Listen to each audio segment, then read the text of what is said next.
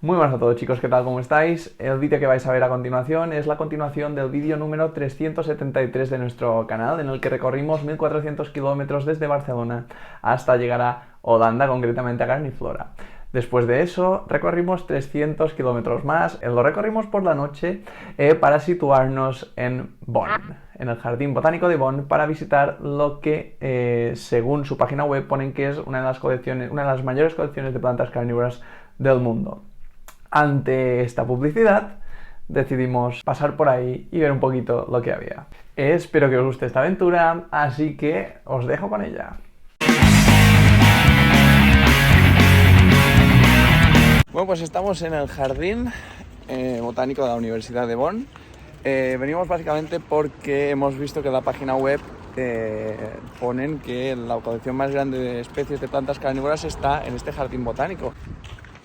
Fuimos al Kew hace unos cuantos años, ya os acordaréis, tenemos los vídeos aquí en el canal de YouTube y bueno, vamos a ver un poquito pues qué especies tienen y vamos a compararlo un poquito con el Kew. Obviamente el Kew es mucho más grande, es un jardín botánico pequeño, vais a ver un poquito pues cómo es un poquito las instalaciones y nada, veremos a ver cómo es. Veremos también la parte de tropical, que es por lo que he podido leer era bastante interesante, o sea que nada.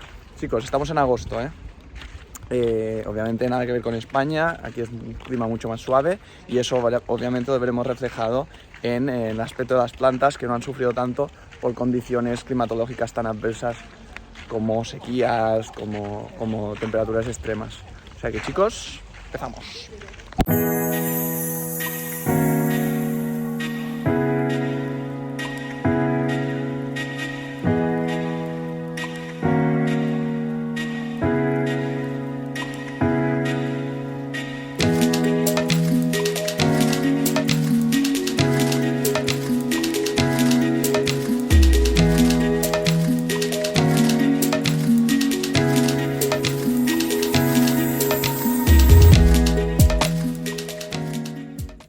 Amorphophallus titanum es la arácea más grande que existe y es la conocida, famosísima, porque tiene una flor de 2 metros de altura que sale cada muchos años y huele fatal, huele a cadáver, y esto lo utilizan para atraer a los polinizadores y para irse de flor en flor. Nunca la había tenido en directo. Había tenido Amorphophallus conja, que es una prima suya, pero nunca la titanum, que es enorme. Es brutal. ¡Hala, chaval! O sea, fijaros, esto es una flor de Amorphophallus titanum, pero ya está... Pasadísima. Ya está pasada, sí, pero... ¡Wow! El solo hecho de tenerla cerca me parece absolutamente una pasada. Ya no huele mal. Es un sustrato preparado para Amorphophallus titanum y quiero que se vea que es súper arenoso. ¿Veis? Es decir, normalmente si consigues una, muchos sitios te la ponen como con turba y eso, pero fijaros, es súper arenoso. Que ya lo sabéis, en los jardines botánicos usan mucha arena. Y bueno, esto de aquí es la alocasia.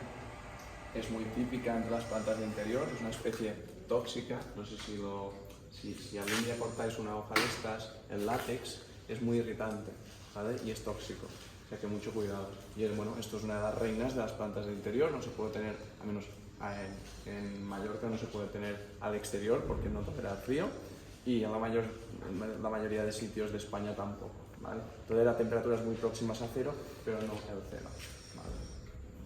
Y ahí está creciendo con altas temperaturas y con humedad alta, pues forma hojas realmente grandes. Fijaos, si no, en esta hay muchas especies, ¿vale? Pero la tónica general es esta.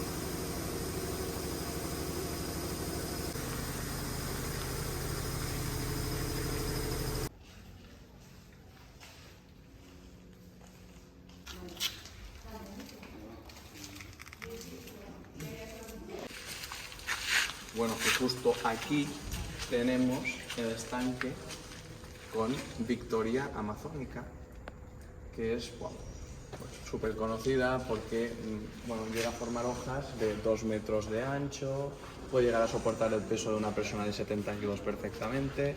O sea, cuando piensas en el Amazonas, en ríos y en cosas súper tropicales, se te viene a la mente esta planta. Fijaros el diámetro que puede llegar a tener, porque es brutal. O sea, son 6-7 metros de diámetro de planta y las hojas pues fácilmente 2 metros. Él mete la mano como Pedro por su casa, ¿sabes? El garden es mío. Porque estoy metiendo la mano, porque estoy mirando si están en maceta o no. ¿Tú qué crees? ¿Que están en maceta, sí o no? Que no. Sí, están en maceta. Vaya. Es una maceta bastante grande, profunda. Pero es como plana. Es redonda. Bueno, ya, pero es plana. Sí.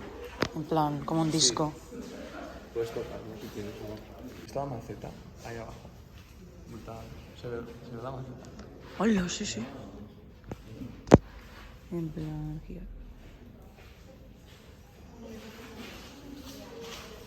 Pues está fuerte.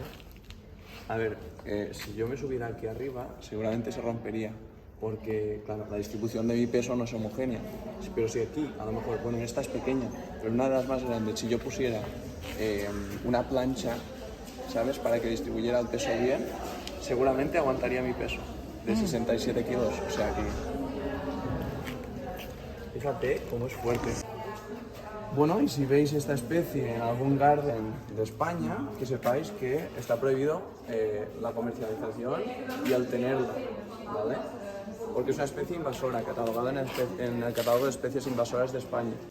Esto no se puede tener. Siempre me he preguntado si en los jardines botánicos, etc., el sustrato era, es decir, lo ponían en macetas o si directamente colocaban un lecho de turba y ahí encima sembraban, porque yo lo he intentado y es verdad que un lecho de turba tarda mucho tiempo en asentarse, muchísimo tiempo, ¿sabes? Y luego pues te hace esa agua con tantos taninos, ¿sabes? Y tan sucia, porque son restos también en suspensión de la turba. Además que es un agua muy ácida, o sea que no tengo un medidor de pH, pero estaría interesante saberlo. ¿Ves? Y aquí puedo ver perfectamente el sustrato. Es completamente arenoso y parece arcilloso incluso, arcilla con arena. Hemos visualizado dónde están las carnívoras, están justo aquí fuera, pero antes nos toca visitar el desierto, que para ser desierto hace fresco. Pues sí, es questo certo. Frío. Los desiertos por la mañana hace bastante fresco, pero mola un montón, ¿no? Bueno, aquí podemos ver los diferentes litops y si os fijáis, pero están etiolados. Esto es falta de sol. Claro, aquí en Alemania pues la cantidad de sol que reciben es bastante menor y bueno, tienen este aspecto, ¿vale? Esto es salícola. De hecho, mira, está aquí puesto salícola.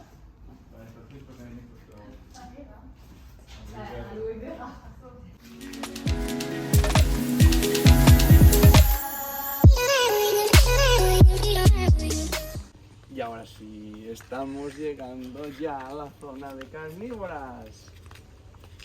Que por cierto, estoy viendo que ya aquí están más avanzadas en la hibernación. Todo lleno de sphagnum, creciendo perfectamente. Aquí no se quema el sphagnum, ¿vale? No como en Mallorca o en España, que se quema siempre. Y bueno, fijaros. O sea, esto obviamente es para que la gente no lo toque.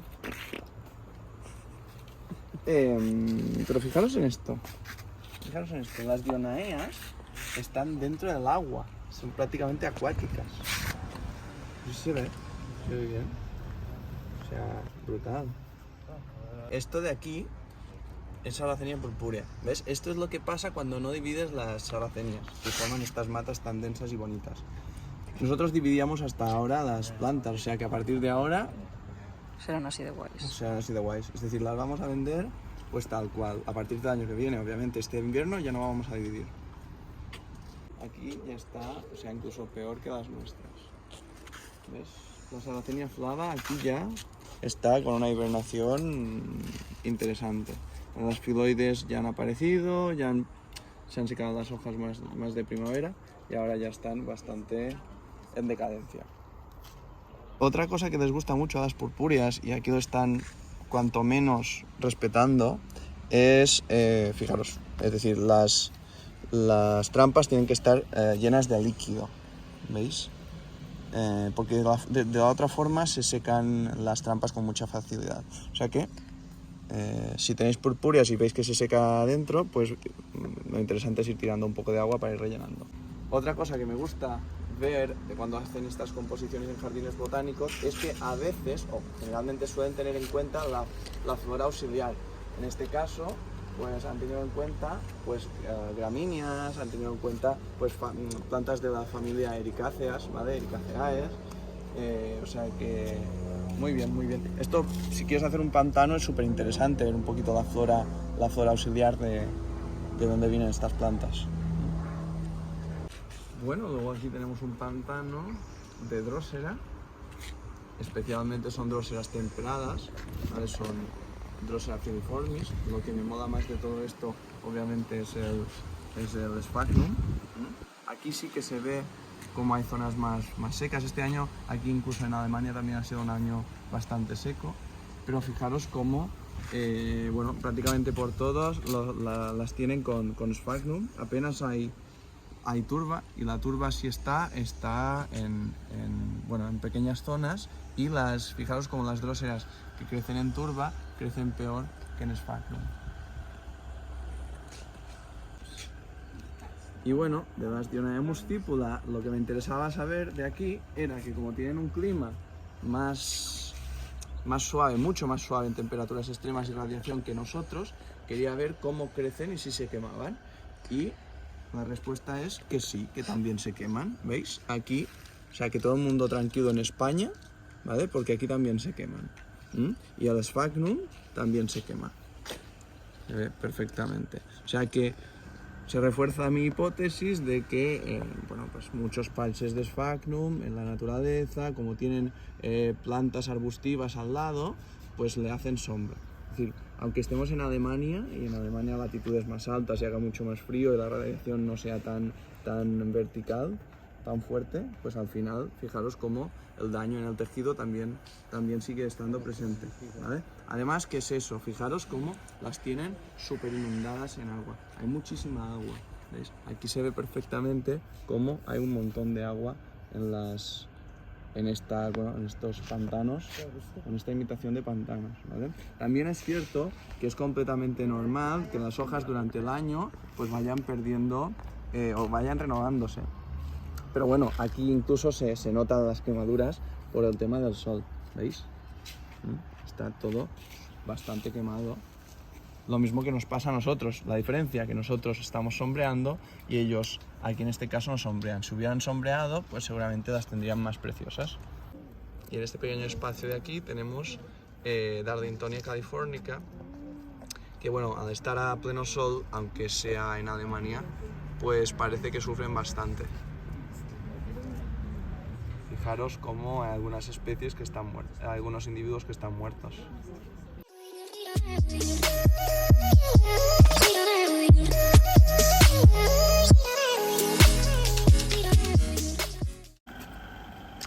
Y bueno, aquí tenemos el tanque con aldrovanda. Fijaros la cantidad de aldrovandas que hay, o sea, es una pasada. La aldrovanda, para quien no lo sepa, es una especie de planta activa, es decir, tiene el mismo mecanismo de captura que una Dionaea muscipula, pero debajo del agua. Por lo tanto, la fuerza que tiene que desarrollar es aún mucho mayor.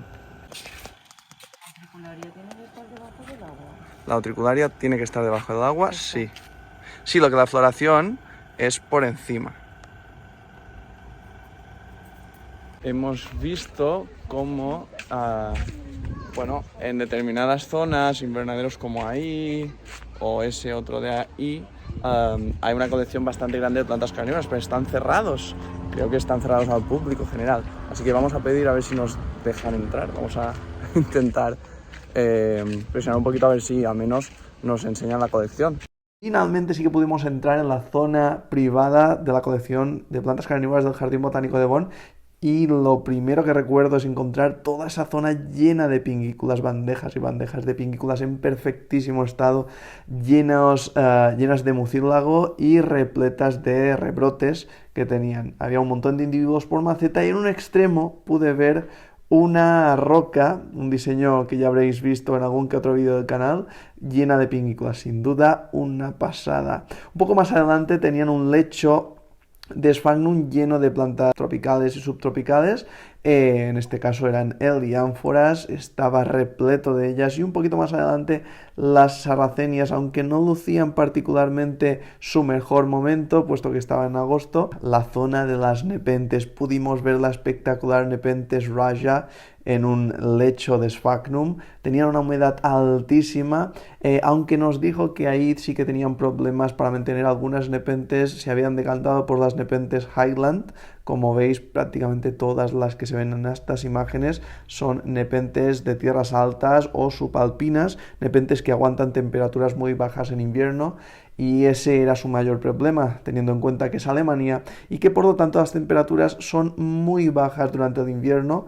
Se podían ver los restos de los daños en las hojas del invierno pasado, pero la verdad es que incluso algunas plantas como la Rafflesiana, que se ve en esta imagen, estaban luciendo fantásticamente bien, teniendo en cuenta que ya estábamos en agosto. Ese invernadero evidentemente estaba calefactado, pero al ser de cristal pues tenía bastantes pérdidas de calor y era difícil mantener la temperatura más o menos constante para estas plantas que, como ya sabéis, son un poco más exigentes en invierno y más en esas latitudes. Una gran cantidad de especies que la verdad estaban en muy buen estado en el momento que pudimos visitarlas. Y, por supuesto, en cuanto a Drosera, la que más nos llamó la atención fue la Drosera regia, la reina de las dróseras. O no, sobre todo un montón de pingículas. Como veis, tenían un montón de especies diferentes, que estuve preguntando por el origen de estas especies. Me dijo que, bueno, había algunos cultivadores de ahí de Alemania que les habían cedido parte de la colección, y bueno, como veis hay un montón de ellas, híbridos, especies puras, pingículas, especialmente pingículas mexicanas, aunque también había alguna que era unas especies de clima temperado, pero bueno, todas ellas creciendo fantásticamente bien y con muy buen colorido. Bueno, os comento una cosita. Esta señora que al final nos ha podido, bueno, trabajadora que nos ha dejado entrar en la zona donde están las carnívoras, me ha estado comentando que este año ha sido inusualmente cálido.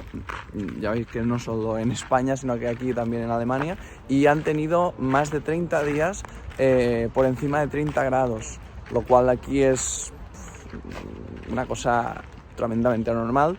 El año pasado solo tuvieron 7, y me ha dicho también que en esta zona de aquí, en Bonn, donde se encuentra el jardín botánico, no ha llovido desde abril y estamos en agosto, o sea que estaba bastante atareada ahora mismo, pues regando, porque dice que, bueno, que tienen que regar cada poco tiempo porque apenas llueve.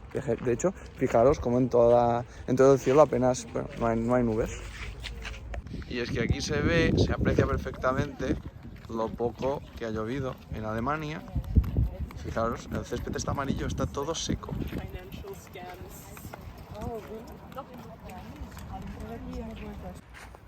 Cuidado con el cuello, que no se te... Mirar tan arriba. Es que no alcanza la vista. Y pasando por aquí me encuentro con este arbolaco, y lo primero que se te viene a la mente es: ¿será esto una secuoya? Joven, pero una secuoya. Y mirando para abajo, efectivamente es una secuoya Dendron giganteum. Es que se me ha olvidado decirlo en el vídeo, pero obviamente cuando he comentado todo esto de las secuoyas, decir que es el árbol más alto que existe. La especie más grande que existe de árbol es la secuoya Dendron giganteum. Y aquí tengo otra secuoya, lo que pasa es que creo que no es giganteum. Lo es, Esther. Es eso, pues secuoya sempervirens. Y bueno, pueden llegar a medir 100 metros de altura, o sea... ¡Wow! Es que además nunca había visto una en directo y es súper imponente. Bien, y ahora sí vienen las conclusiones de este jardín botánico. El jardín botánico de Bonn es un jardín pequeño, en unas pocas horas se puede ver perfectamente. En cambio, el Kew Garden, el jardín botánico de Inglaterra, es muchísimo más grande, pero muchísimo más grande. De hecho, en un día es posible que no puedas verlo completo, necesitarías 2 días al menos para verlo bien. Además, la colección de las plantas carnívoras en el Jardín Botánico de Bonn es pequeña, está bien cuidada, pero le falta variedad, sobre todo a la colección de cara al público. Sí que es cierto que en la zona de colección, donde tienen sus plantas ya para reproducir o su colección personal, está bastante bien, hay bastante variedad, especialmente de pingículas, pero lo mismo, nada tiene que ver con el jardín botánico del Kew Garden, puesto que la zona, no solo de exposición, sino también la zona de colección privada, tiene especies muy emblemáticas de gran tamaño y tiene muchísima más variedad de plantas carnívoras. Así que yo diría que no son comparables, el jardín botánico de Bonn está muy bien, pero el Kew Garden está a un nivel superior. Bueno chicos, esto ha sido todo por hoy, espero que os haya gustado este vídeo y deciros que no es el último vídeo de la serie de este viaje y se vienen sorpresas muy interesantes en los próximos vídeos, seguro que os van a gustar. Chicos, nos vemos en próximos vídeos. Adiós.